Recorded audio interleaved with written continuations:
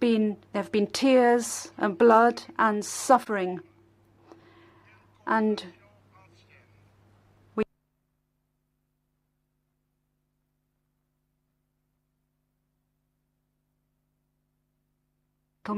by saying the following: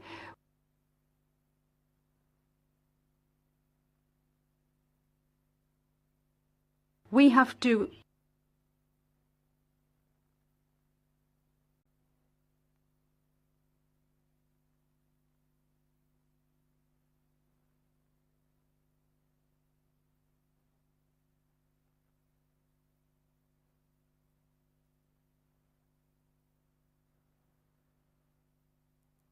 channel private money into investment projects in a very targeted way to provide prosperity and stability.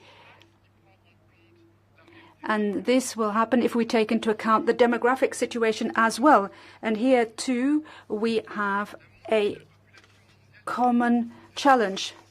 Half of the world's population next century will be living on the African continent, and that means that on both sides it is in our interest to train our young people, vocational training for the jobs of the future. And we have a common interest in managing the mobility of people within the African continent, of course, and also towards Europe. Together we have to combat irregular trafficking and migration, also setting up regular channels for migration. And finally, security in Africa and in Europe. This means we have an interdependent situation. Any instability, coups, governance problems will lead to a risk for everybody. We need African solutions to African problems. The African Union and regional organizations, as we know, have a key role to play in order to come up with solutions to these conflicts. And we in Europe are prepared to work firmly with you whenever you so request, to work on security so we can come up with a system which is more resilient and effective. I would like to conclude, ladies and gentlemen, by saying the following. We have to create a future for ourselves, and we want to be at your side to cooperate whenever you say you would like us to come along and help out in an optimistic way with concrete means. We want something concrete. We want to have a practical discussion in the context of our mutual understanding, and that is what we're going to be doing in our roundtable sessions today and tomorrow. We hope that the outcomes will help us provide a backdrop to our cooperation in the future.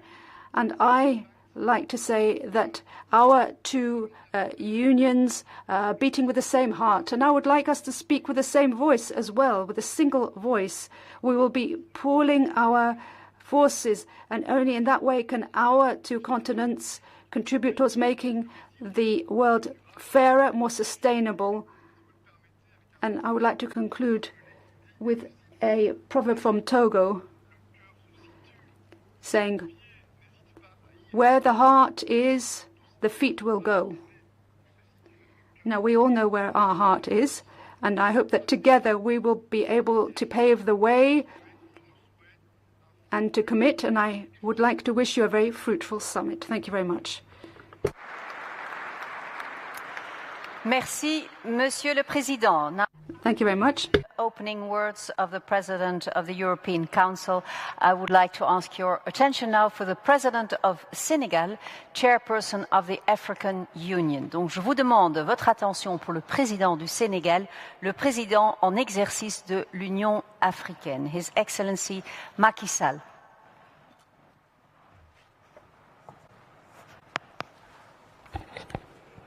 Merci beaucoup.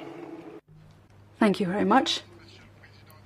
Your Excellencies, President of the European Council, my dear friend Charles Michel, Your Excellency Mr. Macron,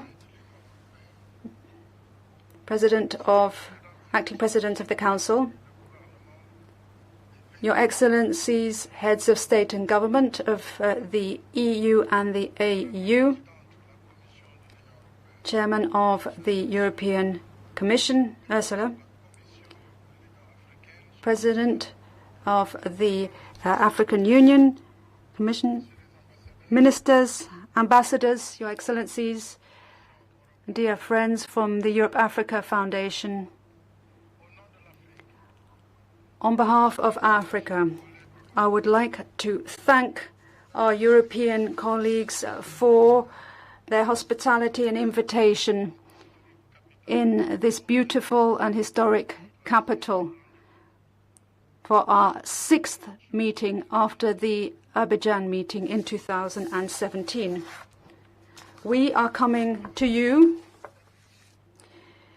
in a spirit of friendship and loyalty to our partnership, fully aware of all the ties that link us together. Of course, we have the burden of the past. We have geographical proximity as well. We're separated by the Mediterranean, which is just 15 kilometers away. Now, Europe and Africa, we have socio-cultural and linguistic affinities and mixing. Between Europe and Africa, we have, of course, war and peace together. Twice, in the space of one single generation, there have been tears and blood and suffering. And we also have very intensive cooperation which goes back for many, many years. These are all the things which we have in common, which link us together and which make our relationship so specific and so complex. Now, through the course of history, things change and challenge our old habits and certainties. And for example, I'm thinking of the whole challenge of peace and security, vulnerabilities which affect us, and not just in Africa. I'm thinking about global warming, digital issues, digital divide, illegal migratory flows, the impact of this unprecedented health crisis. More than 60 years after independence, Africa is changing rapidly. Africa has changed. It has changed a lot. Now, there have been some problems here and there, but democracy is gaining ground in Africa. Over more than a decade, growth figures have been well above the world average, even though, of course, it has been very seriously impacted by the COVID-19 pandemic. Now, in Africa, people aspire to greater prosperity and greater well-being. Africa is changing, and in Africa we are looking at mutually beneficial partnerships which have been designed together on the basis of shared priorities and values, without excluding anyone and without being exclusive for anyone. Africa wants a new, renovated partnership, as you said, Charles. We're not just talking about updating the software, if you like, behind our relationship. Instead of doing that, what we want to do is to devise a new software which is appropriate and which can support the innovative nature of our new relationship. Together, we have agreed to install an interactive dialogue on a number of topics, and to come up with a declaration which is focusing on action. And I would like to submit a proposal to our summit as a contribution to this new partnership together. Number one, we have to work together on strengthening cooperation in the field of peace and security and combating terrorism through the European Peace Facility. Now, on the basis of the experience we have acquired in Eastern Africa, Southern Africa, and Central Africa, the European Peace Facility could also be used to support the efforts made by the countries in the Sahel area and the Sahel area to combat the attacks being made by terrorist groups. We need to mobilize the EU Security Council in order to help us provide security and peace in the world. We need to combat terrorism in Africa. My second proposal is that we would like Europe's support to speed up the whole process of the reallocation of special drawing rights. 650 billion euros. Africa received 33 billion, partly to make up for the COVID health crisis. That was the first objective of the May 2021 Paris meeting on financing of African economies. Because of the impact the health crisis has had on economies which are structurally weaker, we're talking about 100 billion from rich countries, including Europe, for African countries. The arrangements, of course, have yet to be agreed, and this would move us closer to the objective which we have set for 2025, according to the International Forum, in order to mitigate the shock caused by COVID and to relaunch our economies. Thirdly, we want the OECD rules to be made more flexible in order to gain access to export credit, to have longer maturities and more sustainable interest rates. We want to reduce the cost of insurance as well. In this way, we can strengthen investment and trade between our two continents. Africa, 30 million square kilometers, 1.3 billion individuals, and we need 130 to 170 billion funding per year, according to the African Bank, and this is just to cover infrastructure costs. We are prepared to work with our European colleagues in order to implement the global initiative in the context of the Infrastructure Development Programme for Africa, the PIDA, which is in the course of being implemented. Structural transformation and changes in the continent involve road infrastructure building, rail, airport and port infrastructures, but also electric power stations, gas power, to provide electricity to 600 million Africans who have no access to it. Agribusiness, industrial and digital platforms. So Africa is developing through trade and investment. And in that way, Africa will be able to move forward and offer its partners opportunities for building growth and prosperity together, shared prosperity. In this spirit, let us look at all the options for cooperation on the basis of the European high-speed connectivity project, low-orbit satellite connection. I support this project, and this is something which you could perhaps share with Africa. Because when we're talking about a future partnership, we also have to look at a digital area where we can harness the skills of our young people who are very dynamic and entrepreneurial. Fourth proposal, we would like to review the criteria for risk assessment in Africa.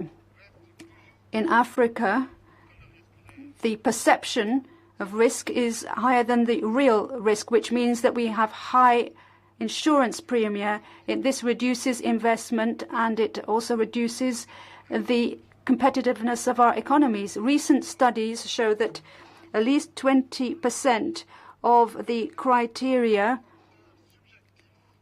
used for noting are subjective criteria and are not actually linked to the actual risk indicators nor indicators regarding the stability of our economies.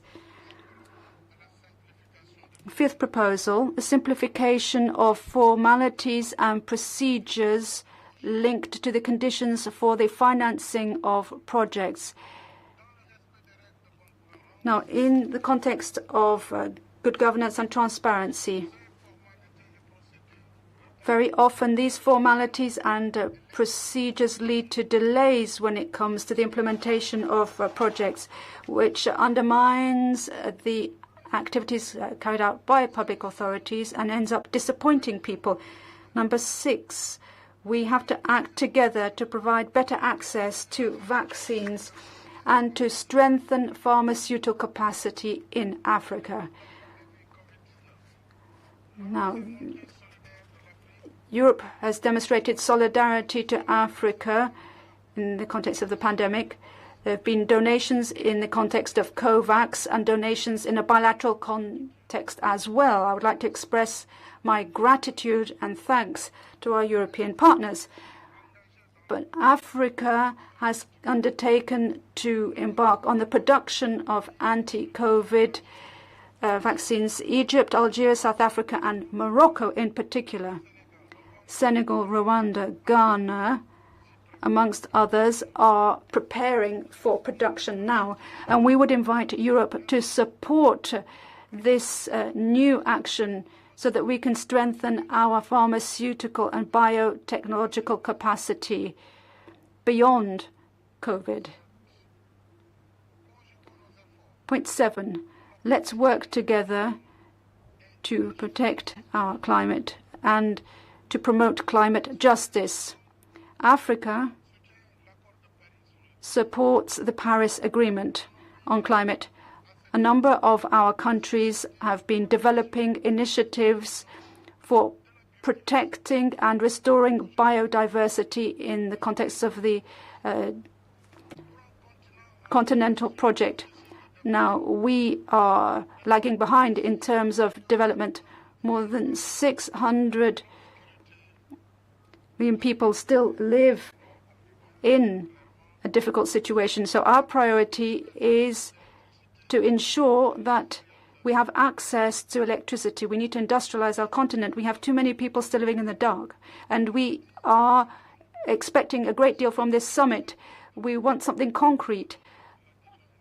Energy is one of the things we are most interested in, the energy transition. 600 million Africans have no electricity. We need electricity.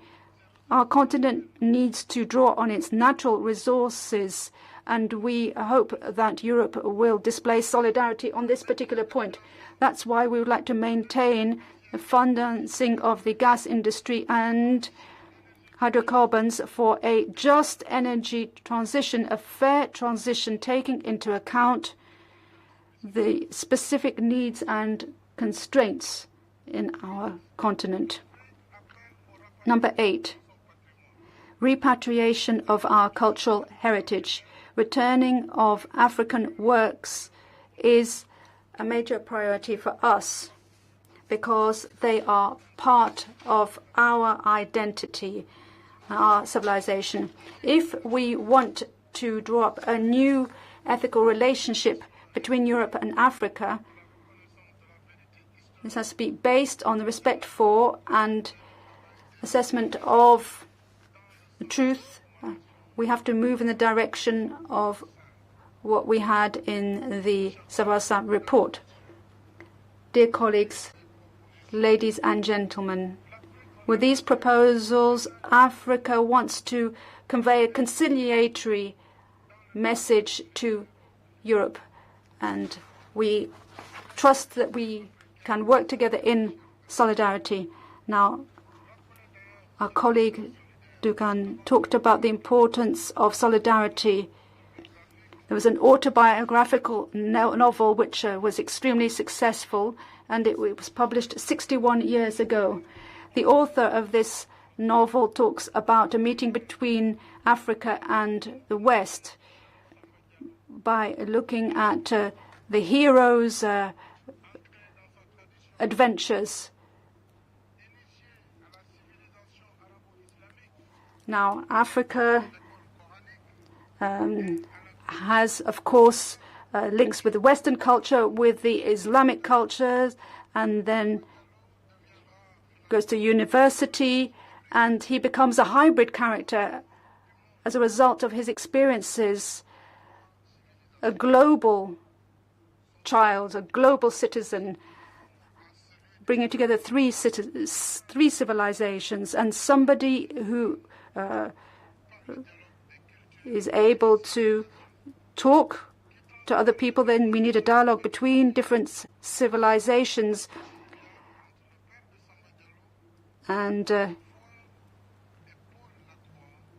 his father is a man of faith and interested in science as well. We have the East and the West. We have North and South in dialogue together.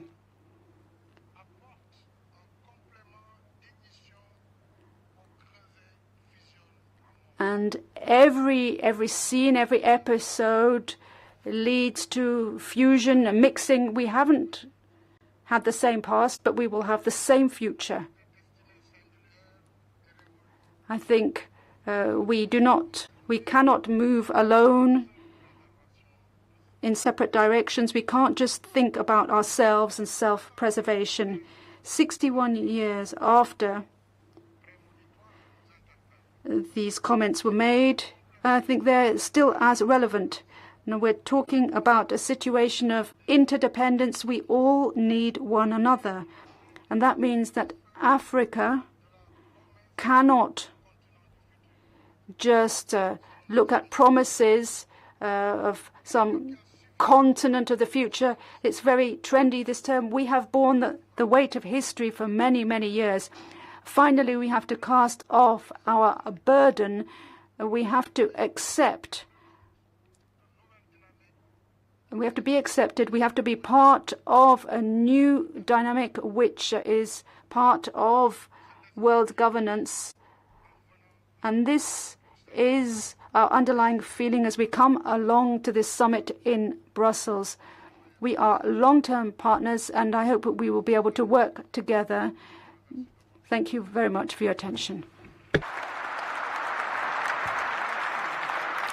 Merci, Monsieur le Président.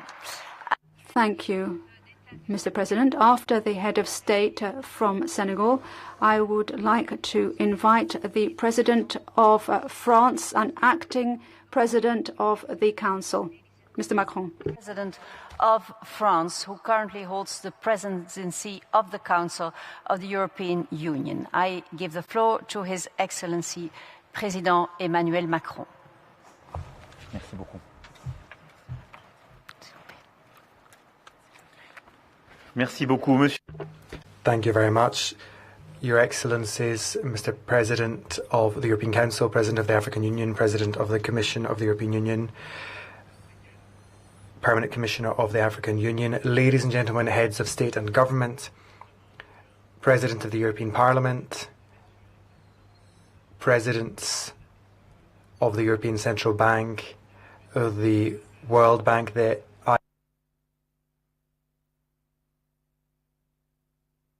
IMF, the Secretary General of the IF, Directors General of the Regional Development Banks,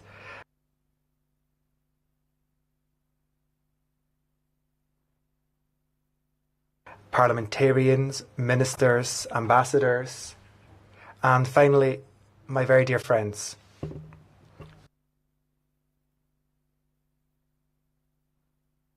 The two preceding presidents have covered everything that I wanted to say, so I will try and keep this brief.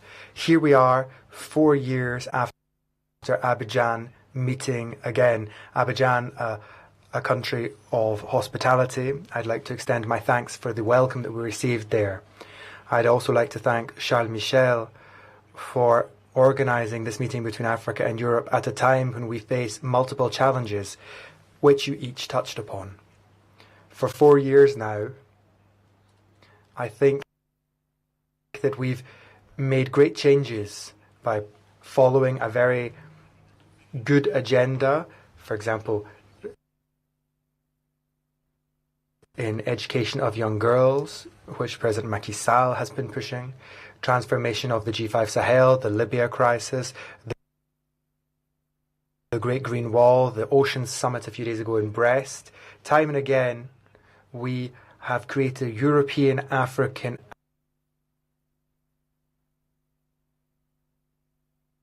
axis to move forward on a shared vision for our future and to prevent us falling into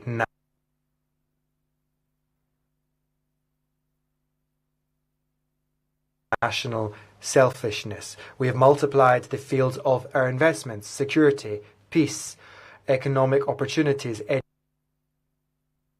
education.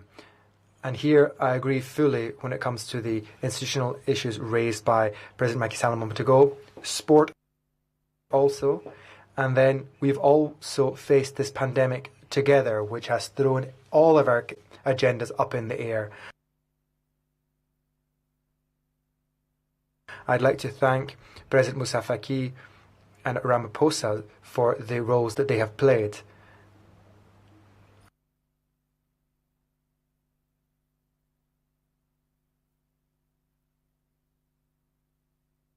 I remember looking at these issues with you and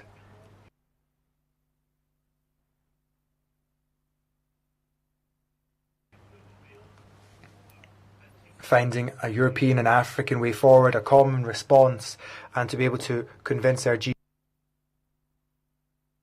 G20 partners to move forward on that basis. Deep down, Africa faces challenges which we recognise and which we share to a great extent. But the challenges perhaps are more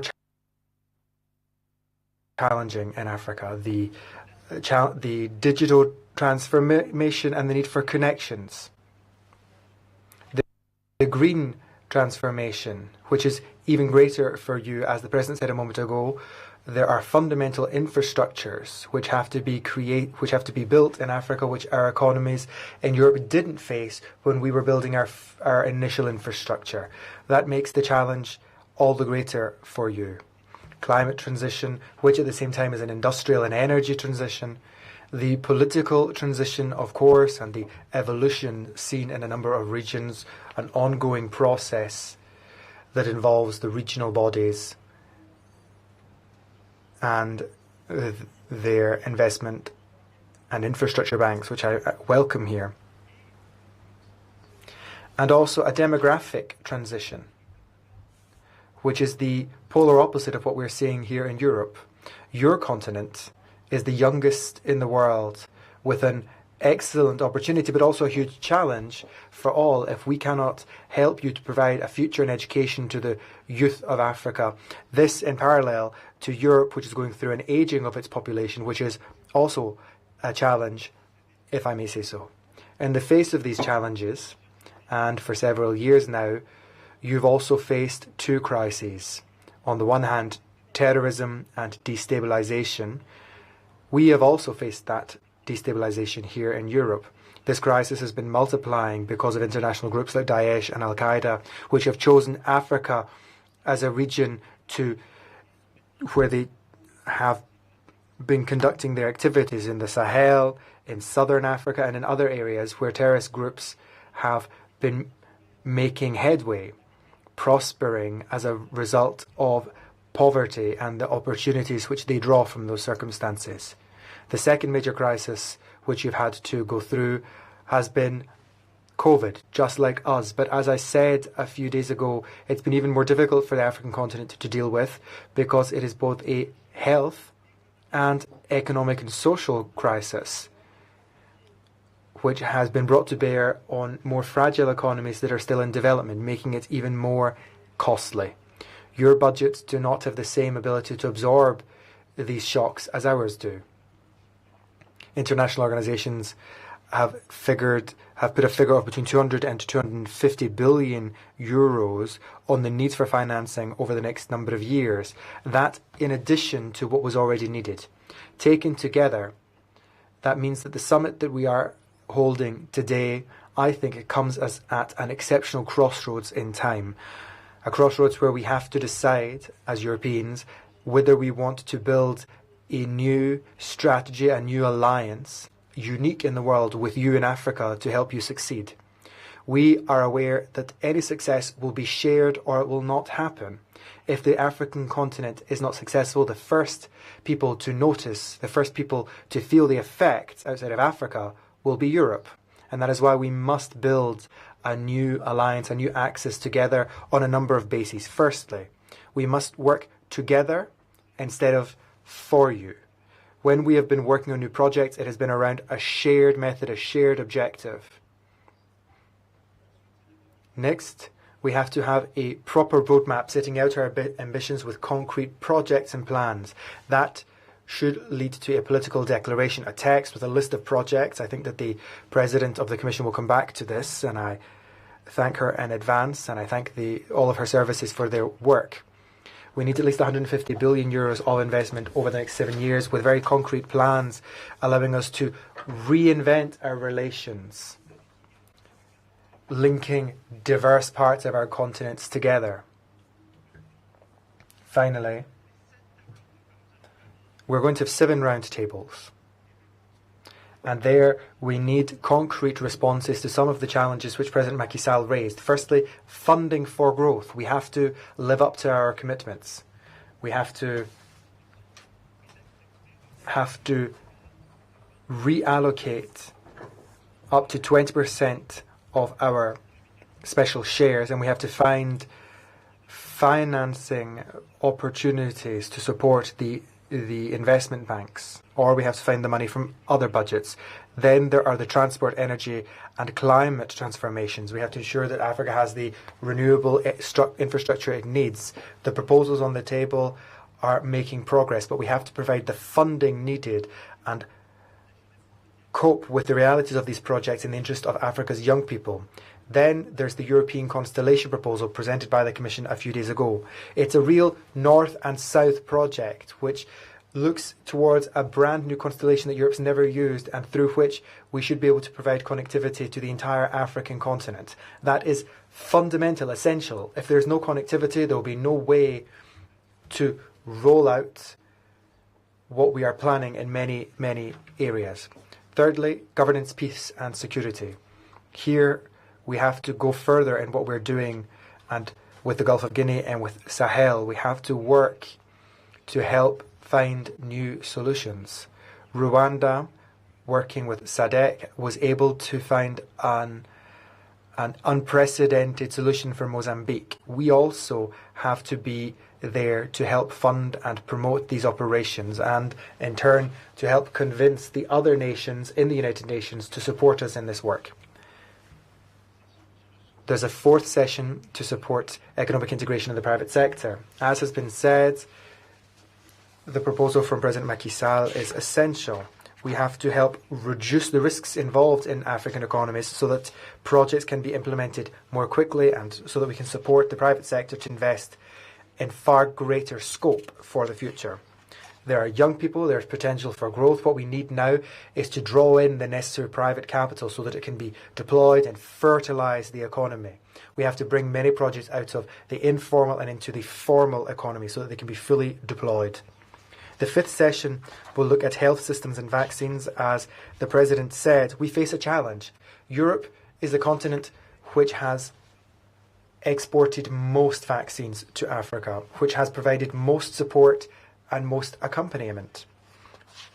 Europe has been the continent. It is now the biggest producer, while at the same time, and even during the peak of the crisis, being the most open. We have never banned exports. 50% of the vaccines produced in Europe have either been exported or donated. The challenge we face now is ramping up production. Africa is 20% of the needs, but only produces 1% of the doses. We must therefore do everything we can to achieve additional production independence and capacity. The sixth session will be on education, vocational training, mobility. There are many challenges here. I will name just two. In order to overcome these challenges, Africa needs support to develop higher training and education, vocational training, apprenticeships. Africa must be in a position to train its youth to build the projects and plans that the continent needs, and it must be able to do it for itself. In the past, we have too often had a relationship where we have told the youth of Africa that their training will take place somewhere else. Now we have to create projects which allow these trainings to take place in Africa. And on mobility, we must have a real partnership, an alliance, where together we build against trafficking and create policies for returns to their home countries for people who are not in either the protection procedures under asylum or selective economic migration. We'll also have to support specific projects such as the Great Green Wall, which are essential development projects in the African continent. All of this will be necessary, but must be on the basis of a new alliance. And with today's meeting and roundtables, we can begin to fashion a response to the challenges and the shocks which I mentioned at the beginning of my intervention. I believe that for our generation, this is a great responsibility, a duty, but also an unprecedented opportunity. We have no other choice but to find the energy to see these projects through to the end, to find solutions for all of the points that you raised a moment ago, President Mackey.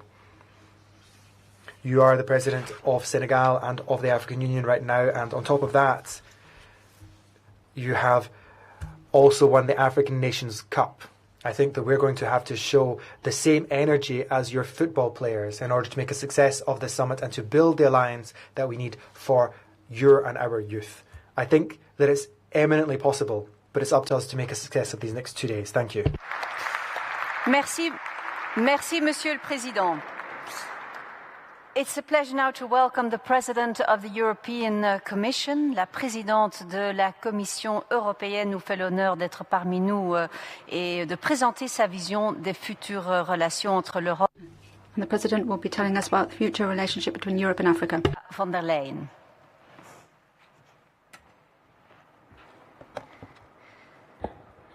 Dear President of the European Council, Charles Michel, dear President of the African Union, Macky Sall, dear President Emmanuel Macron, Mr. Chairman of the African Union, Moussa Faki, fellow leaders, excellencies, ladies and gentlemen. It's very good to be here with you. In my very first speech, when I came into office as President of the European Commission, I emphasized that Africa would be the key partner in building the world we want to live in. And the very first trip abroad of the new Commission, the College of Commissioners, was to visit the African Union, Moussa Faki, you remember, in Addis Ababa. And since then we had many exchanges, my latest one with you, Macky Sall, in Senegal as President of the African Union. And I summarize, we all share the same vision. We want to create stability, prosperity for our people. And of course, for that, we need economic and social dynamism. And this summit is the perfect opportunity to discuss how we are going to work together, how we are making our joint ambitions a reality. And I want to talk about investment, solid, tangible investment. I want to talk about Global Gateway. Global Gateway is a strategy for investment in infrastructure and in people. The most precious investment you can do is the investment in people. We want investments in quality infrastructure, connecting people and goods and services. We want a values-based approach. We offer transparency and good governance, and the former speakers mentioned all these values we share together, because we want to turn Global Gateway in a trusted brand around the world. Global Gateway will muster Europe's power to unlock unprecedented levels of investment, not only public, but also private capital. We can expect a package of at least 150 billion euros for Africa for the next 7 years. This is the first package under our Global Gateway strategy. And now we need you to tell us what the needs are and what the needs for the best for the people is. With this new package, we want to catalyze investments in 3 categories. The first, of course, is infrastructure. And there the top priority is energy. Energy, the pathway to renewable energy, and of course the transition towards renewable energy.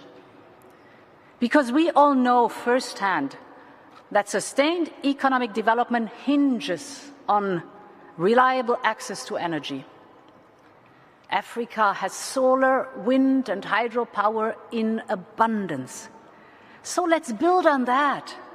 Let's invest in Global Gateway projects, for example, to build together green hydrogen.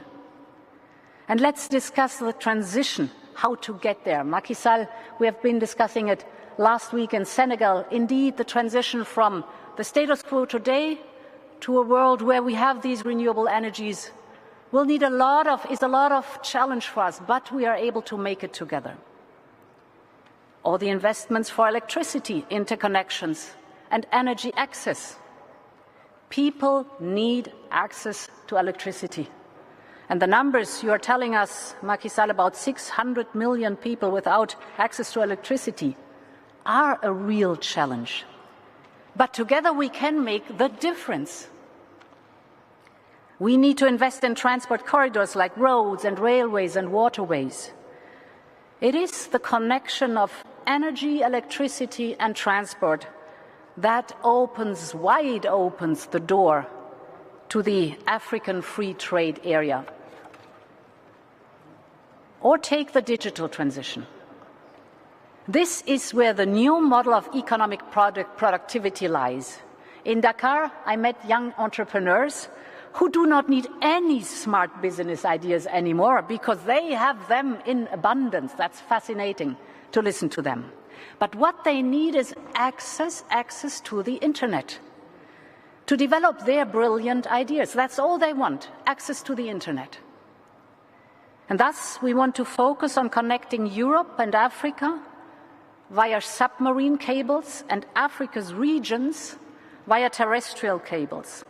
And also satellite communication to indeed, this covers both our continents, to indeed bring high-performance broadband to the remote regions. And this is what young entrepreneurs need. Combined with, of course, access to capital, they have the passion, they have the ideas, they have the will to succeed. They need investment in connectivity and in skills, and investments in micro, small and medium enterprises. Thus, with Global Gateway, we will heavily invest in technical vocation and educational training. Global Gateway is here to invest in the talent of Africa. And the third point is investments in health. And indeed, much has been said in the short term how we will contribute to focus on the provision and rollout of COVID-19 vaccines.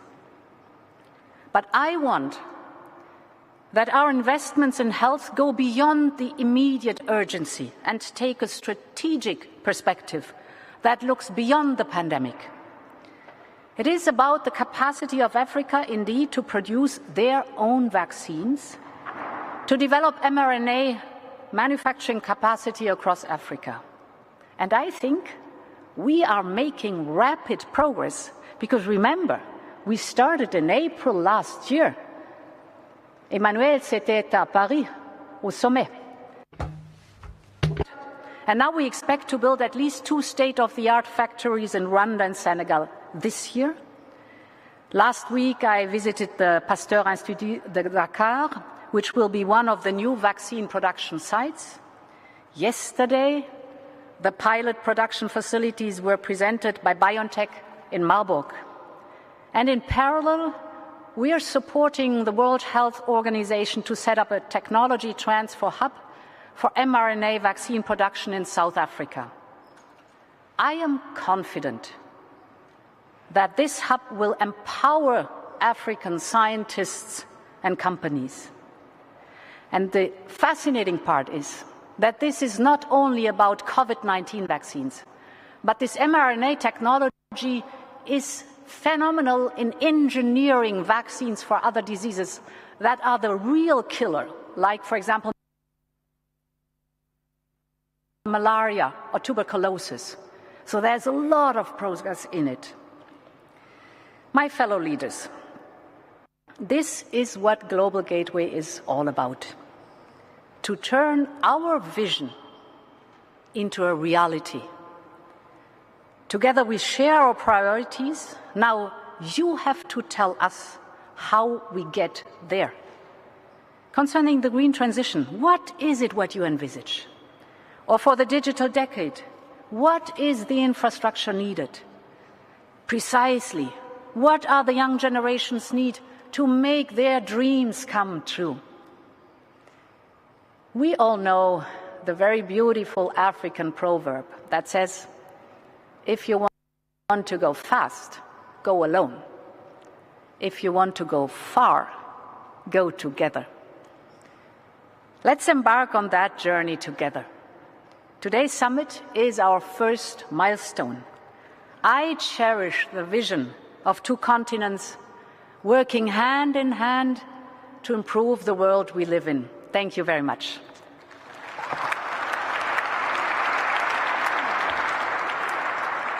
Thank you, Your Excellency. Now, the last president to address you today is the chairperson of the African Union Commission since 2017. J'invite le président de la Commission. The President of the African Union Commission, who has been in position since 2017, Moussa Faki Mohamed. You have the floor, sir.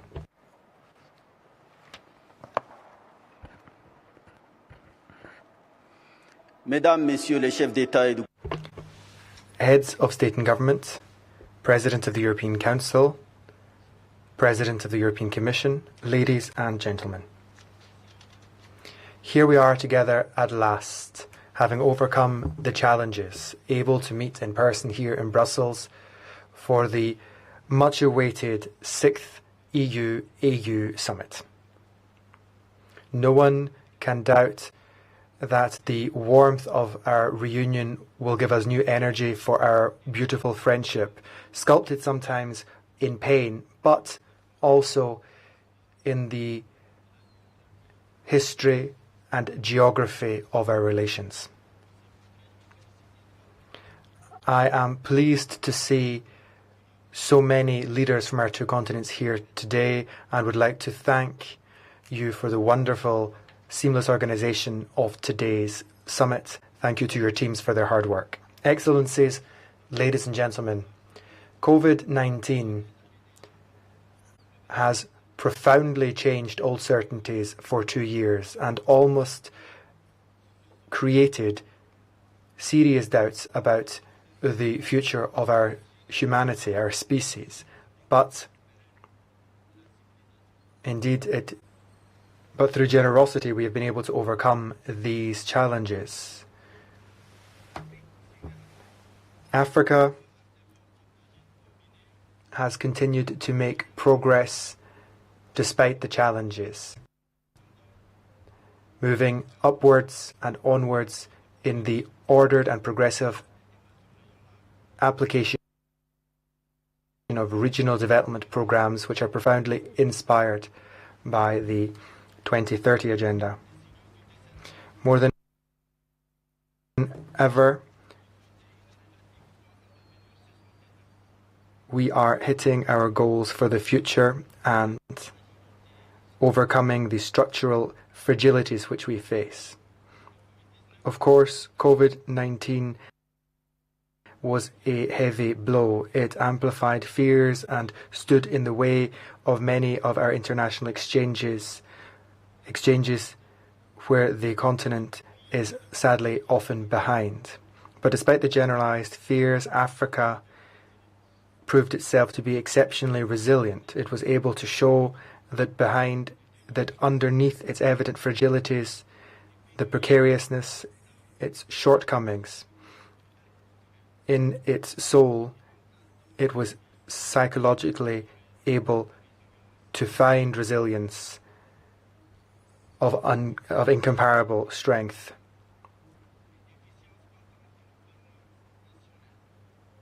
Despite the governance shortbacks, we have made progress.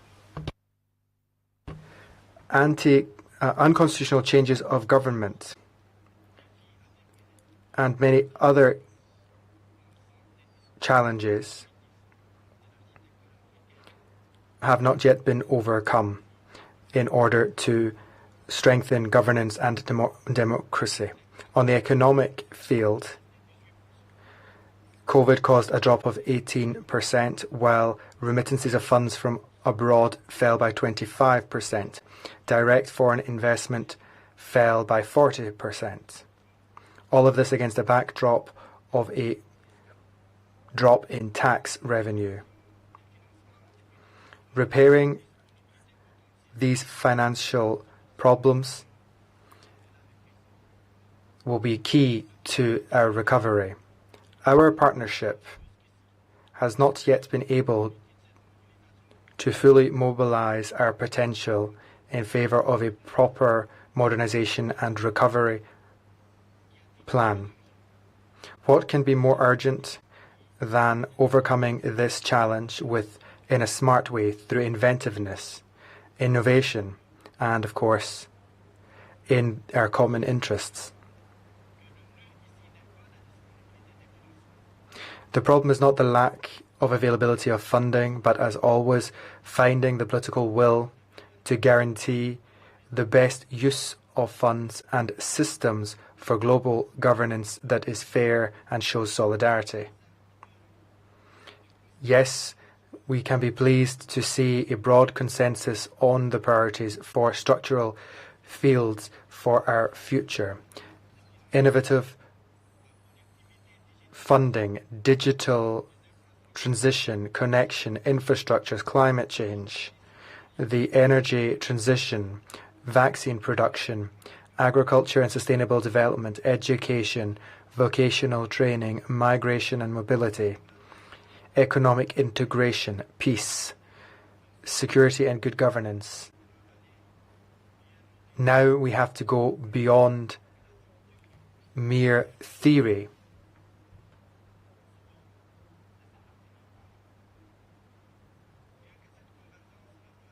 Although the Euro-African convergence around these declarations is a good step forward, it has serious problems because of the mismatch between the declarations and the practical impact that it has had to be able to transform our continent.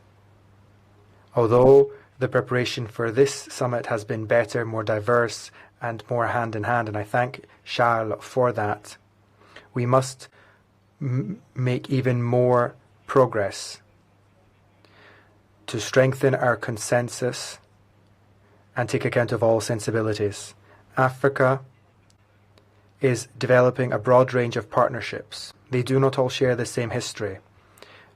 They may not all have the same breadth as our partnership, but they are no less important or advantageous for Africa. From that perspective, they also deserve respect and to be taken into due account. A hierarchy of priorities must express nuance. Where in the pyramid should we put the structural transformation of African economies? Where should we put models and systems of politics? Where should we place young African people and their mobility for knowledge? How can we hide the existing nuances with regard to the climate transition and fossil fuels?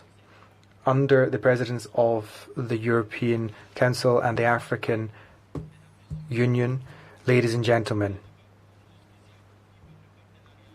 our partnership thus far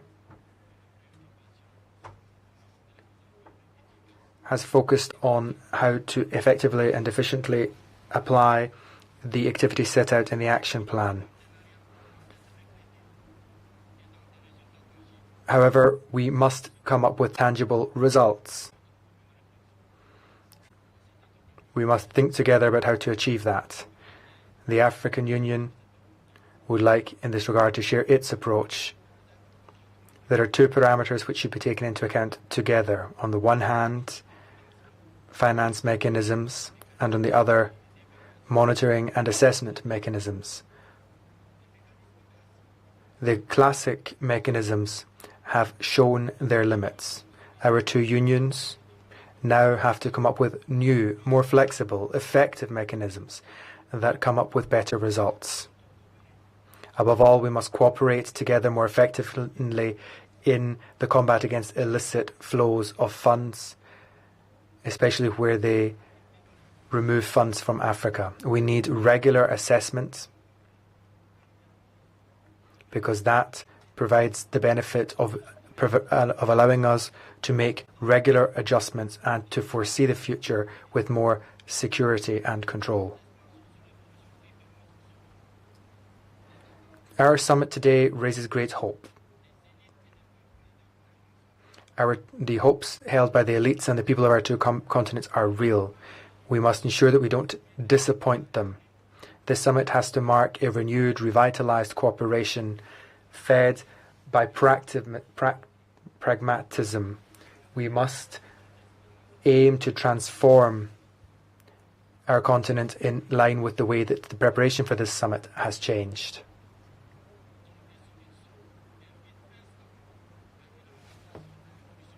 We must adapt to global changes which move at high pace.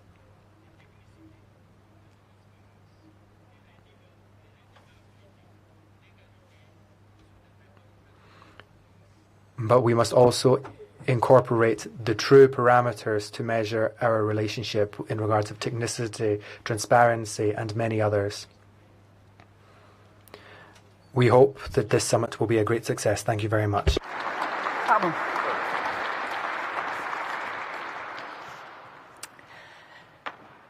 Thank you, Your Excellency. Now he opened the ceremony. I'm going to ask him to conclude the official part. So the President of the European Council, may I ask you again on stage, this time from this lectern.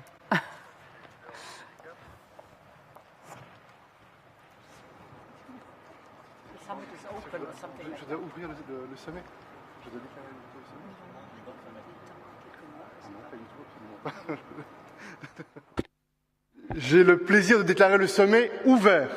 Well, I am going to declare the summit open. Now that is officially done. I would like to kindly invite you all, the presidents here on stage, to take your seat in the audience so you as well can enjoy the best view of what is going to happen here on stage. It is a musical performance. Donc, je vous invite à rejoindre vos places afin de pouvoir profiter pleinement de ce spectacle, une performance musicale qui... We're now going to have a musical interlude here on stage. Your seat, I can announce them here on stage. Donc, nous vous avons préparé une surprise. Well, we've prepared a surprise for you, a musical surprise to start off our summit. It's an Afro-European experiment. European experiment in harmony with the spirit of the summit. It's about 2 continents, 10 different nationalities, 12 musicians, and you can see them coming on here on stage. And while they get ready and while they plug in, I can tell you a little bit more about their philosophy. And also how it all started. Now, it's quite amazing because this collective was created in 2019 in only 12 days. Can you imagine that? 12 days. Now, I'm asking you, what does that mean if you can gather 12 musicians from 2 continents, from 10 different nationalities? They were complete strangers, I've been told. Total strangers. They didn't even speak the same language, but they had one universal language, and that is, of course, music. So music brings people together. They called Maisha, which means life, if I understood well, and it embodies the people dimension of the European Union and the African Union. So please put your hands together and enjoy this musical experience. Your Excellencies, ladies and gentlemen, Maisha.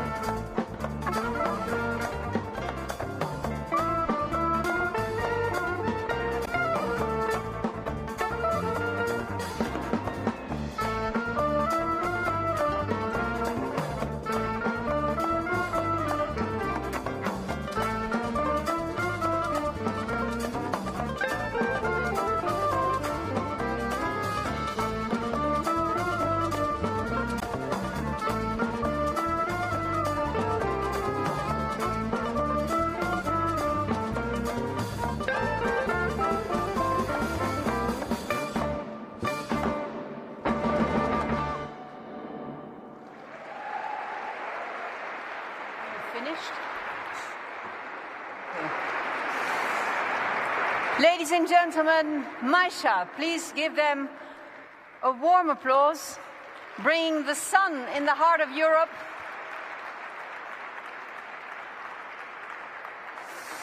Now, we have the honor to welcome on stage a singer who really needs no introduction. He's a superstar, a Senegalese superstar, and no, he's not a football player. But besides being a singer, he's also a composer, and he does a lot of other things. And I suggest that we give him a warm applause to welcome on stage Youssou N'Dour. Thank you. And the... Thank you. Ah, there you are. Merci. Thank you. Youssou, je sais que vous allez chanter pour nous. Well, I know you sang One Africa to us, but could you say something about this initiative, Music Brings People Together? About that initiative, and in which way do you think in your life music unites? Je pense que c'est...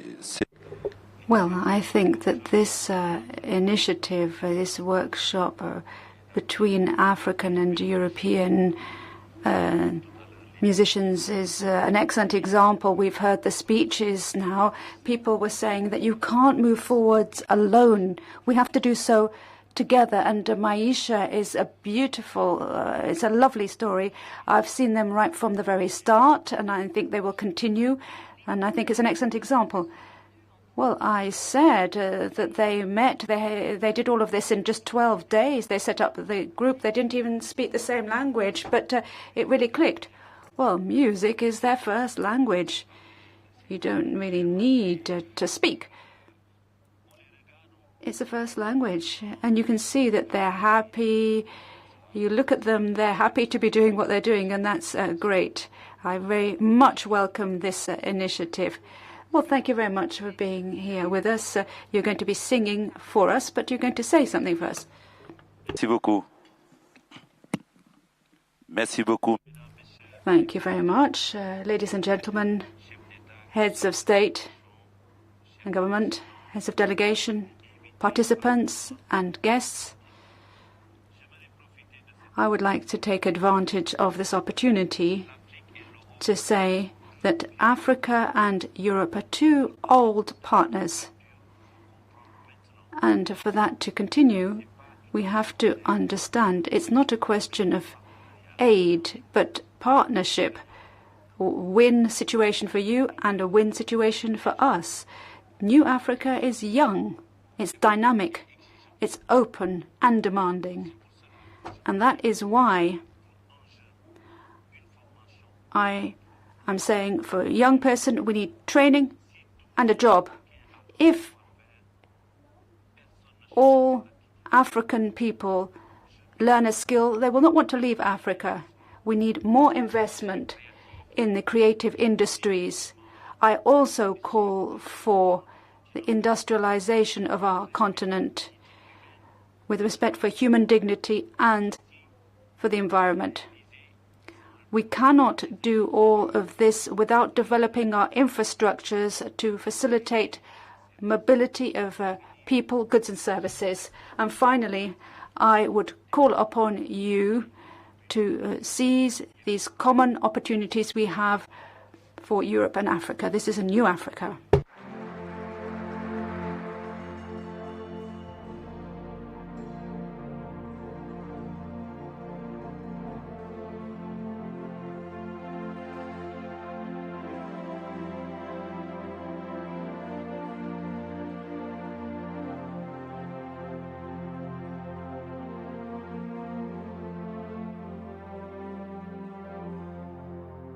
Man Youssou N'Dour maa ngi woo bépp doomu Afrique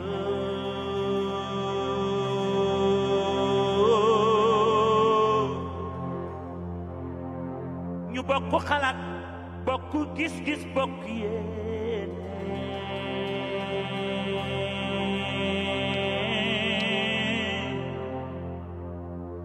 sans frontière boole sunu am ci liggéey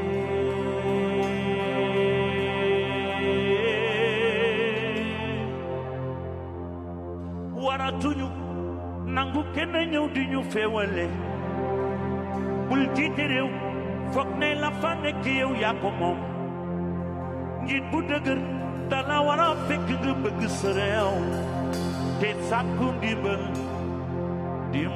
la ca fekk loxol boroom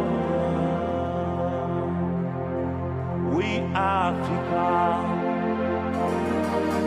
jant bi fekkee waaw na la fekk joo ak sa jumtukaay bëccëg bi gaaw na ñett du bëre te ñaar man kenn waaw yoon wi sore na te metti na nañu ko waaj bodul na bi xalaat lañu defoon maan ya sokol dootul ñette dootul xalaat lu dul fentoog su ma sañoon Afrika benn nit moo koy jiite ñu boole suñuy xalaat ak suñuy doole jox ko na ngeen di frontière yi taxayoo di ba ñëpp gisee ci cuuti kii walk together keep on walking Cheikh Anta Diop Kwame Nkrumah Stephen Biko Nelson Mandela all you people Africa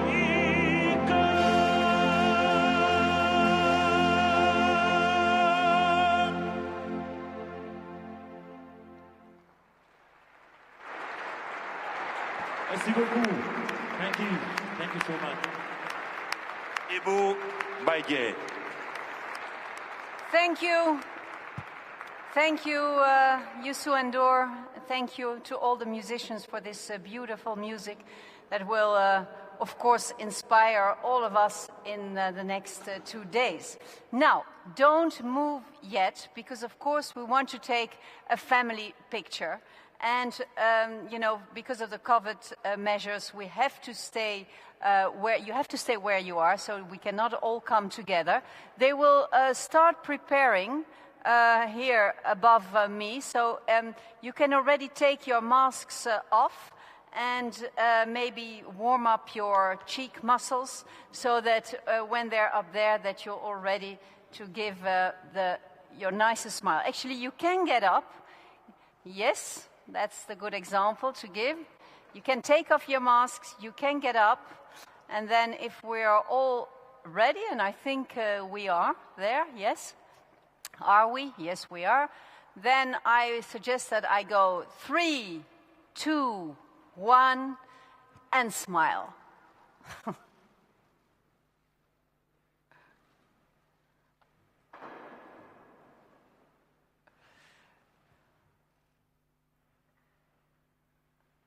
That's very nice. A very nice picture from here. Now, the official part has, you understand that, has come to an end. I invite you all to go, all the leaders to participate in the thematic roundtable meetings. I would like to thank you again for your presence, of course, and for your attention. Je vous remercie de votre présence et de votre attention, and I wish you a very successful summit. Thank you very much.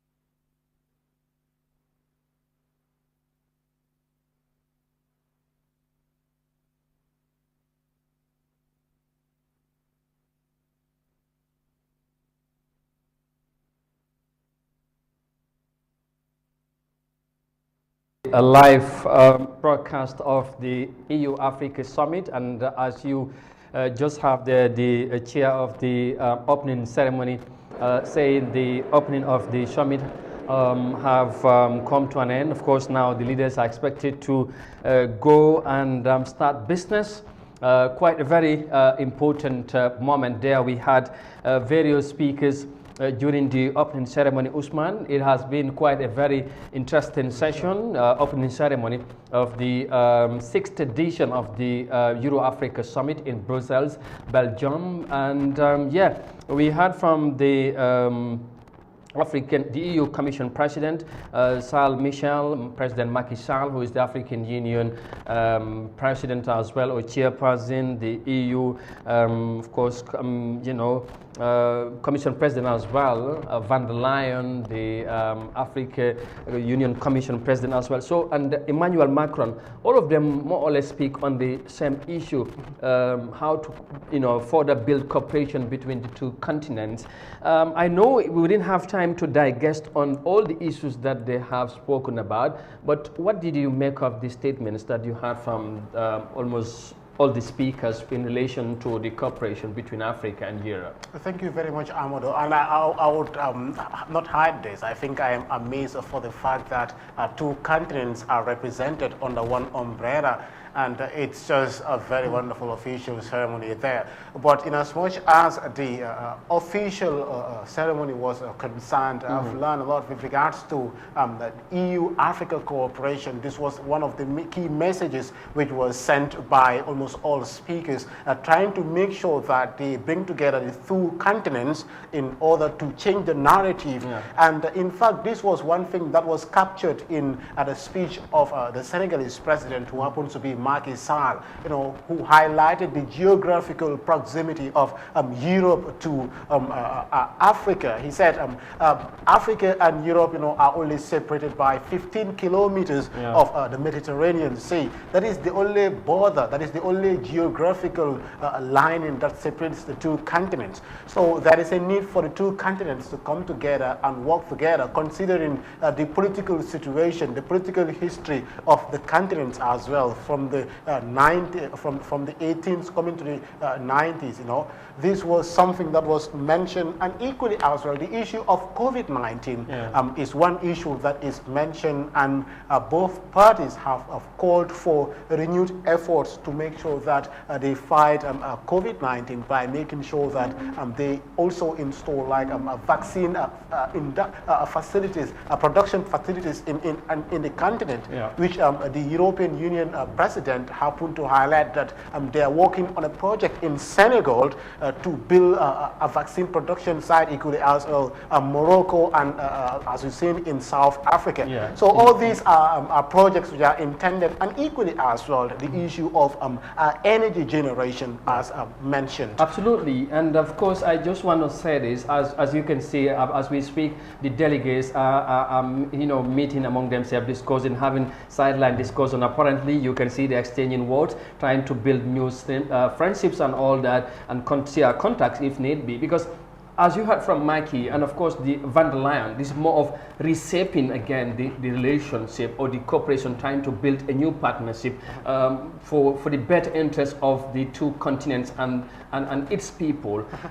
Now I must say this, Macky Sall have highlighted the challenges and the areas that he thinks need to be invested in Africa, and how the corporations or the two parties should work on to alleviate some of the challenges, especially Africa is going through. But van der Leyen, I must say, have nailed it down, saying the two continents have shared the same vision, and now they are here to hear from Africa leaders, to tell them how do they go about in mitigating some of the long-standing challenges that Africa have been faced with, are going through. So it will be very interesting to find out later what sort of a proposal, if you like, or presentation the African leaders are going to put in the table for the interest of the continent, more so the African people and or in population. fact, more interestingly, he has set the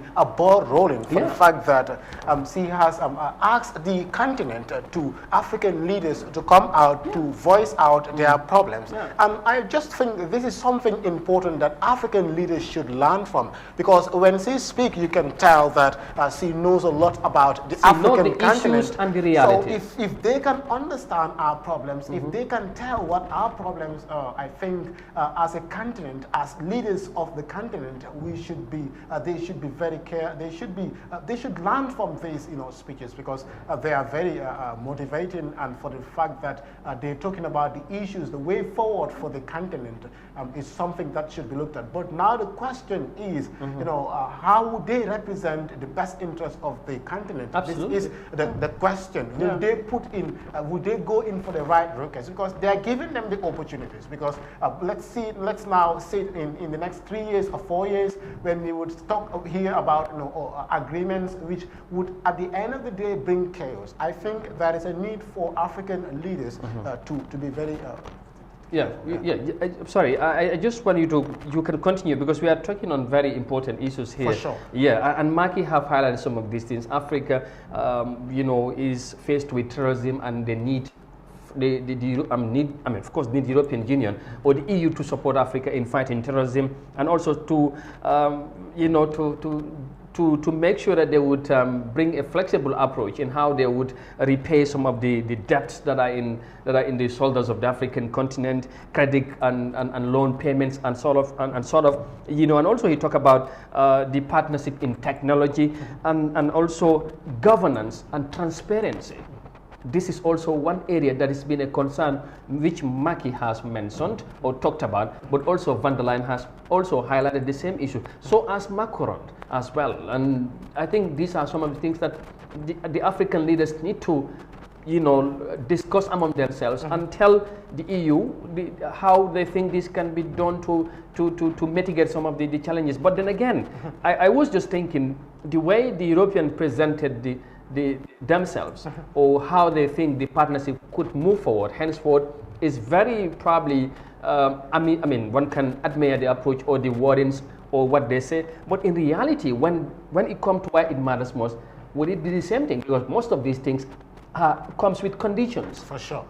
Conditions are attached, and if African leaders want to resist, you may not benefit some of the millions or billions they have said are there for Africa in which they want to invest in Africa in different areas, for example in energy, health and other areas as well.